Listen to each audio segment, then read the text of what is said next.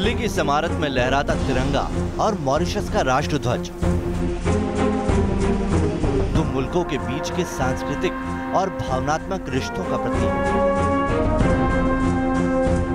ये इमारत महज राजनयिक रिश्तों की तासीर ही बयान नहीं करती, बल्कि दशकों से दोनों मुल्कों के बीच दोस्ती की एक लंबी दास्तान भी समेटे, जिसमें घुला है अपनापन, जिसमें रची बसी है एक सी संस्कृति, और इन रिश्तों को कुछ और मायनों से खास बनाने का जिम्मा उठा रखा है मौजूदा हाई कमिश्नर जगदीश्वर गोवर्धन ने। भारत में मॉरिशस के हाई कमिश्नर की शख्सियत को हम महज राजनयिक प्रोटोकॉल के दायरे में बांधकर न तो समझ सकते हैं और न ही उनकी शख्सियत के अलग अलग रंगों का एहसास कर सकते हैं।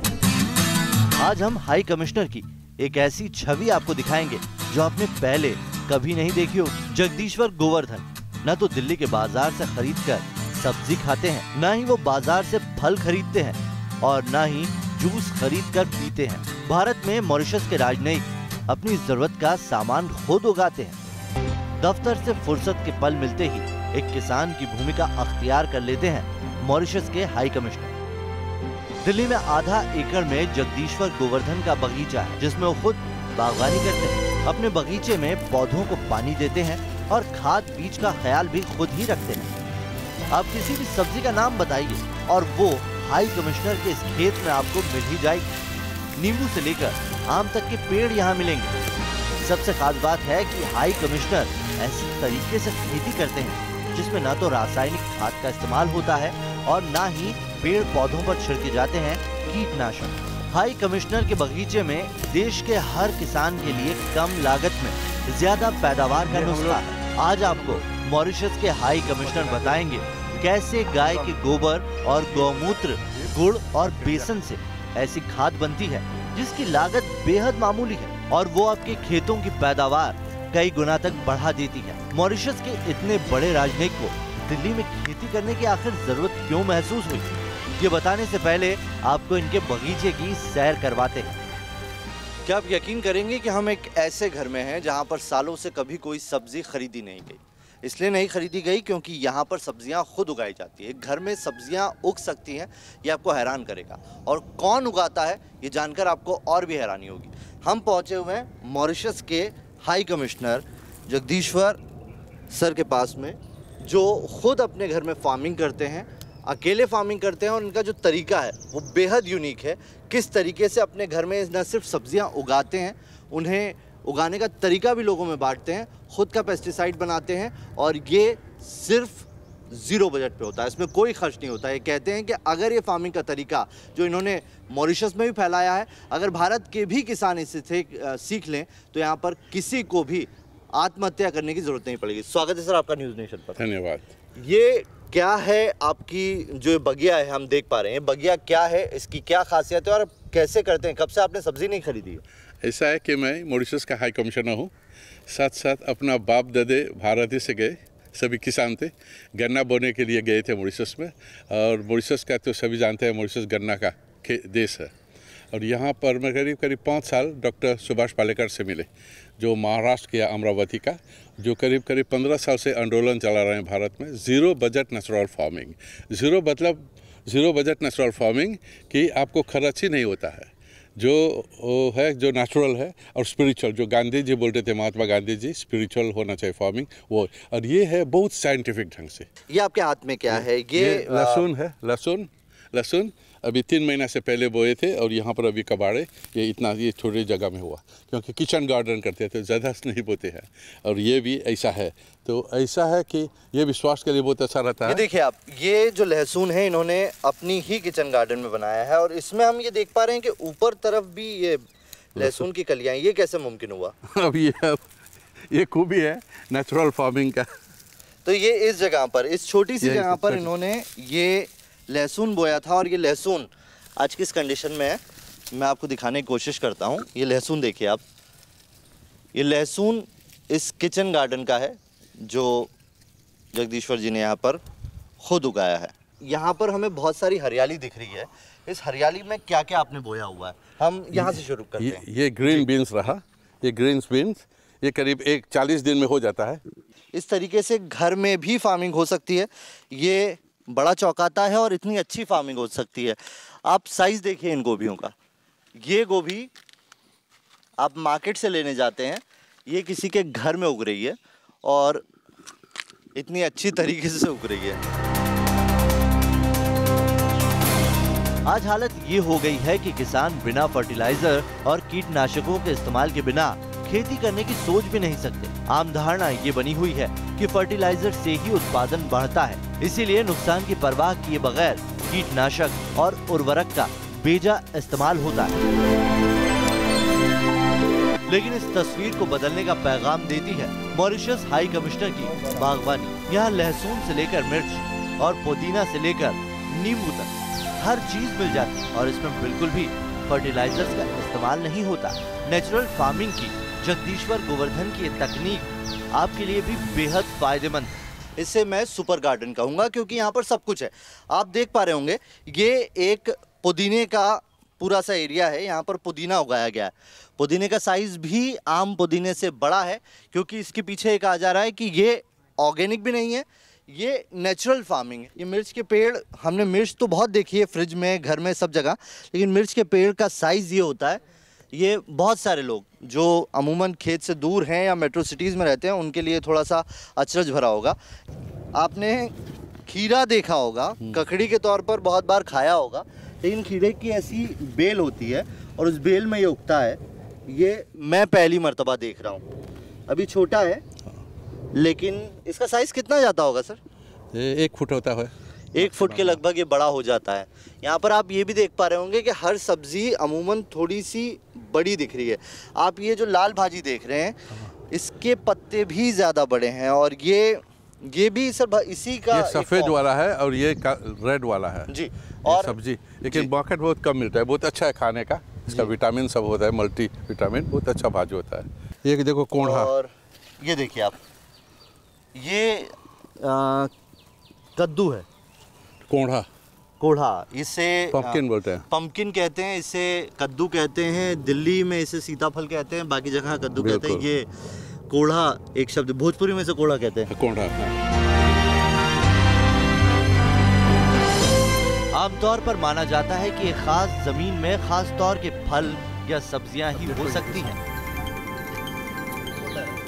लेकिन इस बगीचे में मॉरिशस की जलवायु में उगने वाले फल और सब्जियां भी आपको मिल जाएंगी। ये है जो हम लोग चाव चाव बोलते हैं भारत में, ये जो शुशु बोलते हैं फ्रेंच में। इसका भाजी भी खाते हैं, इसके सूप बनाते हैं और भूनते भी है, और साथ साथ इसका जो वो फ्रूट्स होता है, वो फल, वो बहुत अच्छा लगता है खाने। जैसे कद्दू होता है जी, या वो पंपकिन होता है, वो इसी ढंग का थोड़ा इसमें मिला जुला। क्या ऐसी वजह है जो ये यहाँ पर मतलब नहीं उग सकती, भारत में नहीं उगाई जा सकती? क्या अलग क्लाइमेट होता है? क्या होता है साउथ में, जैसे क्लाइमेट नॉर्मल होता है, जैसे बेंगलोर उस तरह काफ़ी होता है उस तरह। नेपाल में भी देखा बहुत अच्छा है, क्लाइमेट अलग है, गर्मी में थोड़ा समय। इसे क्या आप चाव चाव कह रहे हैं या शुशी? हाँ, चाव चाव, शुशु बोलते हैं। शुशु ये एक, हालांकि अभी इसमें फल लगे नहीं है, अभी नहीं, अभी तो शुरू हुआ है। इसका साइज फल का होता, ये साइज होता है और ये अमूमन मॉरिशस में बहुत पसंद की जाने वाली सब्जी है। आप इसे ये कह सकते हैं कि वहाँ का पंपकिन या वहाँ के आप पोटैटो के तौर पर भी इसे देख सकते हैं, जो अमूमन हर सब्जी में इस्तेमाल होता है। सर ये क्या चीज़ है?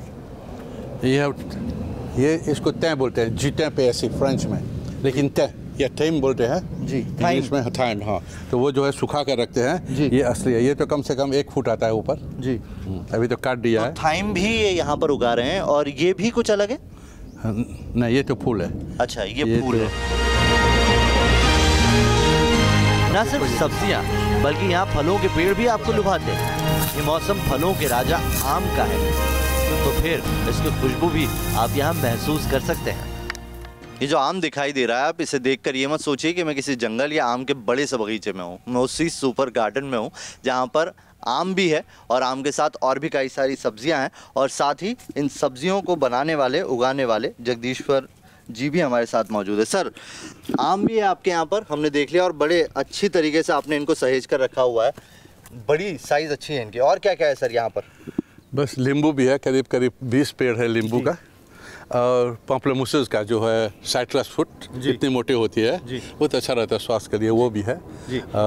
यहाँ से अगर हम शुरुआत करें तो ये किस चीज़ का? ये भी टमाटर का है। ये टमाटर का है? ये टमाटर का पेड़ है भी जी। और इधर? हाँ, ये बैंगन का है।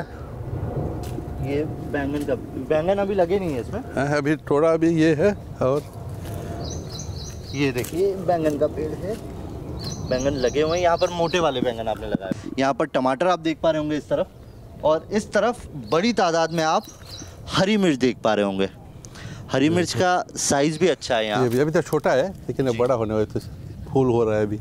यहाँ पर कुछ सीजनल सब्जियाँ हैं जो निकाल ली गई थी, अब इन्हें वापस लगा दिया गया है। कुछ दिन में ये वापस बढ़ जाएंगी। यहाँ पर आप भिंडी देख पा रहे हैं। इसमें आलू लगाए थे और आलू हो चुके हैं। 3-4 महीने में हो गया, तो ये 2 महीने 1 महीने से ये भिंडी लगा दिया इसमें। तो ये 1 महीने पुरानी भिंडी है और इसका साइज आप देख सकते हैं, ये साइज है। और ये नेचुरल भिंडी है। तोड़ सकता हूँ सर? हाँ बिल्कुल, घुमा कर तोड़ सकते हैं। अच्छा, इसे तोड़ने का तरीका होता है भिंडी को ऐसे घुमा के।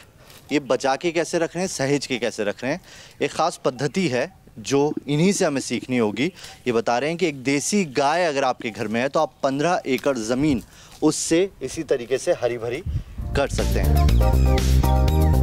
इस बाग की बहार तो आपने देखी और महसूस की। अब आपको बताते हैं कि आखिर जगदीश्वर गोवर्धन इसे मुमकिन कैसे करते हैं। आइए मॉरिशस के हाई कमिश्नर की खाद का फॉर्मूला भी आपको बताते चलें। इसके लिए 10 किलो गाय का ताज़ा गोबर और 10 लीटर गौमूत्र को 200 लीटर पानी में घोला जाता है। अब इसमें 1 किलो बेसन और 1 किलो गुड़ मिलाया जाता है। यहाँ पर ये खाद तैयार करने के लिए गोबर और दूसरी सारी चीजें हैं वो इसमें डाली जाएंगी, और उसके बाद इसे कितने दिन के लिए ऐसे छोड़ना पड़ेगा? 3 रात 3 दिन।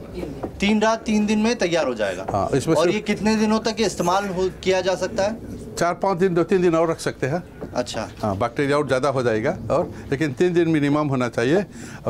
और इसमें ये इसका वैल्यू 1 ड्रम का जो बनाया, जो सिर्फ 1 किलो गुड़ डाला, 1 किलो बेसन और 1 किलो ये 10 किलो गोबर। कितनी जमीन को ये 1 एकड़ जमीन का, कम से कम 1 एकड़ जमीन के लिए 1 किलो गुड़, 1 किलो बेसन, गाय का गोबर और गाय का मूत्र। इसका वैल्यू होता है 2000 रुपया का, भारत का पैसा से। इसका भारत की करेंसी में फर्टिलाइजर डालेंगे तो 2000 रुपये। 2000 रुपया का। अगर इतनी तादाद में हम फर्टिलाइजर इस्तेमाल करें बिल्कुल, तो 2000 रुपया कम से कम। इस तरह से तैयार खाद जगदीश्वर गोवर्धन महीने में 2 बार अपने बगीचे में इस्तेमाल करते हैं। पौधों में कीड़े ना लगे इसके लिए नेचुरल कीटनाशक का छिड़काव भी किया जाता है। इस कीटनाशक का फॉर्मूला भी बेहद खास है। 5 लीटर गौमूत्र में 2 किलो नीम के पत्ते मिलाए जाते हैं। साथ ही 1 मुट्ठी मिर्च पीस कर डाली जाती है और इसमें अदरक भी मिलाई जाती है। ये नीम का पत्ता और ये मुद जो है काफ़ी है पेस्टिसाइड के लिए, लेकिन इसको और मजबूत बनाने का, ताकि कोई बीमारी नहीं आएगा। कैसा बीमारी भी हो तो वो लाग डाल देता है, वो बहुत मजबूत हो जाता है, और वो होने से कभी बीमारी नहीं होगा, बाहर से भी बीमारी नहीं आ सकती। ये कितना बार डालना पड़ता है? 1 साल में 1 बार, 1 साल ज़्यादा से ज़्यादा 1 बार या 2 बार जी। लेकिन क्योंकि हम लोग कल रात डाला तो आवश्यकता नहीं है, बीमारी नहीं है, जो था बीमारी नहीं है अभी, क्योंकि पहली बार डाला। सब उससे पहले था बीमारी नींबू में और सब। मिर्च और अदरक से बने कीटनाशक का असर ये कि कहीं भी पौधों या फल सब्जियों में कीड़े नजर नहीं आते। सब्जियों और फलों में कीटनाशकों के तौर पर खतरनाक रसायन हमारे शरीर में जाकर काफी नुकसान पहुंचाते हैं। इससे कैंसर जैसी बीमारियां भी हो सकती हैं।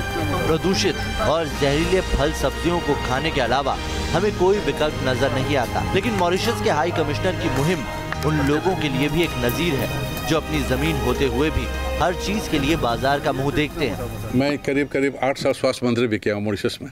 मेरा अनुभव है कि पेस्टिसाइड केमिकल से कितना डेंजरस होता है, जितनी खराब, उसी से कैंसर होता है, उससे डायबिटीज़। मैं नहीं चाहती हूँ कि मेरा और मेरे बच्चे का हो, इसी कारण ये वेजिटेबल ग्रोथ होगा, नेचुरल है, ताकि कैंसर ना हो, डायबिटीज़, हाइपरटेंशन ना हो, और साथ साथ शुभ खाना है, अच्छा है, और मेरा हॉबी भी है, और ये अच्छा काम है तो दुनिया भर के किसान क्यों ना सीखें। मॉरिशस के राजनयिक होने के नाते जगदीश्वर गोवर्धन को भारत में हर सुख सुविधा मुहैया है। इसके बावजूद वो अपना जुनून कायम रखे हुए हैं, तो ये एक बड़ी बात है। तो खास पेशकश आगे भी जारी रहेगी। आगे आपको दिखाएंगे जगदीश्वर गोवर्धन जी का भोजपुरिया कनेक्शन। मॉरिशस यूं तो भारत से करीब 6000 किलोमीटर दूर पड़ता है, लेकिन इतिहास के सफ़े पर भारत और मॉरिशस का जुड़ाव इस कदर गहरा है कि ये दूरी मायने नहीं रखती। अंग्रेजी हुकूमत के दौरान बड़ी तादाद में बिहार के इलाकों में किसानों और मजदूरों को मॉरिशस ले जाकर बसाया गया था। इसीलिए मॉरिशस में ज्यादातर लोग भारतीय मूल के हैं। मॉरिशस में भोजपुरी भी बोली जाती है। भारत और मॉरिशस के सांस्कृतिक रिश्ते को नई बुलंदी देने की कोशिश में लगे हैं हाई कमिश्नर जगदीश्वर गोवर्धन। माँ बाप कभी दूसरी भाषा में नहीं बोले। मेरा माँ बाप से भोजपुरी बोलते थे और गांव में सभी लोग। तो मेरा भोजपुरी अपना पब्लिक मीटिंग में 40 साल राजनीतिक में रहा, तो पब्लिक मीटिंग में भोजपुरी में करता था और लोकल लैंग्वेज या क्रियोल में भी। और भोजपुरी से अपनापन आ जाता है। अब भोजपुरी बोलने से भारत और मॉरिशस में भोजपुरी लगाओ बा, अपनापन बा। भोजपुरी गाना सुने के बहुत पसंद लगेला भोजपुरी गाना सुन के। जैसे अनेक भाषा, सवन भाषा भोजपुरी गाना तो सुना दीजिए। मनोज तिवारी भी बहुत अच्छी तरह से भोजपुरी गावेलन। और अनेक भाषा, जैसे छठ पूजा होता है अलग ढंग के गाते हैं, जो ललना होता है जन्मदिन में ललना गाते हैं, और सब झूमर भी अलग अलग सभी है। एक गाना तो सर गुनगुना सकते हैं। गुनगुना ये बोल सकता हूँ कि जब बाप दादे कलकत्ता से जहाज में गए तो वो जहाज से गए तो उसमें गीत है कि कलकत्ता से छूटल जहाज संवरिया धीरे चलो, कलकत्ता से उठल जहाज संवरिया धीरे चलो, धीरे चलो धीरे चलो, कलकत्ता से छूटल जहाज संवरिया धीरे चलो।